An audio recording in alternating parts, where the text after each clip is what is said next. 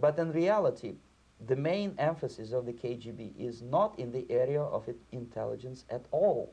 According to my opinion and opinion of many defectors of my caliber, only about 15% of time, money, and manpower is spent on espionage as such. The other 85% is a slow process which we call either ideological subversion or active measures, активные мероприятия in the language of the KGB, or psychological warfare. What it basically means is to change the perception of reality of every American to such an extent that despite of the abundance of information, no one is able to come to sensible conclusions in the interests of defending themselves, their families, their community, and their country. It's a great brainwashing process which goes very slow, and it's divided in 4 basic stages. The first one being demoralization. It takes from 15 to 20 years to demoralize a nation. Why that many years?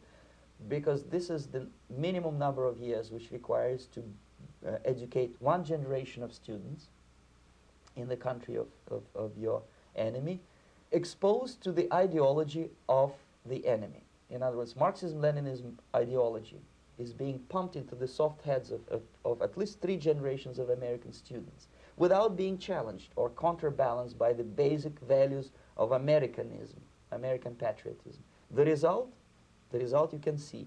Most of the people who graduated in the 60s, dropouts or half-baked intellectuals, are now occupying the positions of power in the government, civil service, business, mass media, educational system. You are stuck with them. You cannot get rid of them. They are contaminated. They are programmed to think and react to certain stimuli in a certain pattern. You cannot change their mind, even if you expose them to authentic information, even if you prove that white is white and black is black, you still cannot change the basic perception and the logic of behavior. In other words, these people, the process of demoralization is complete and irreversible.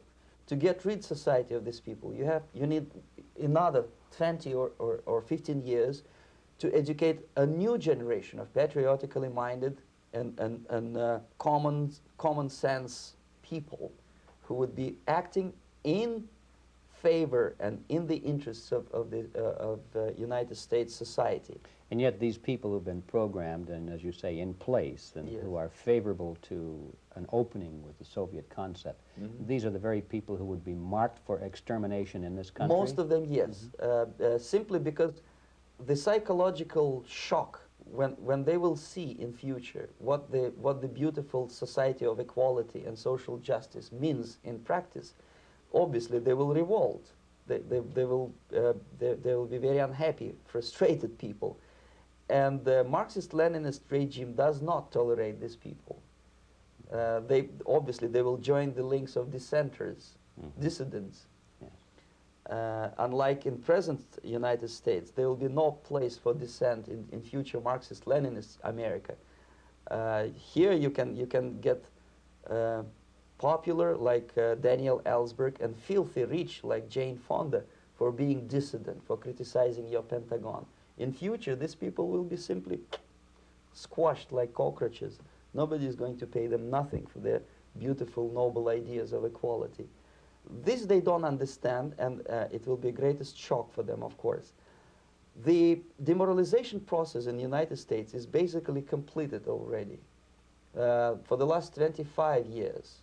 Actually, it's overfulfilled because demoralization now reaches such areas where previously not even Comrade Andropov and all his experts would even dream of such a tremendous success. Most of it is done by Americans to Americans, thanks to lack of moral standards. As I mentioned before, exposure to true information does not matter anymore. A person who was demoralized is unable to assess true information. The facts tell nothing to him. Even if I shower him with information, with authentic proof, with documents, with pictures, even if I take him by force to the Soviet Union and show him concentration camp, he will refuse to believe it. until he is going to receive a kick in his fat bottom. When a military boot crashes his, then he will understand, but not before that. That's the tragic of the situation of demoralization.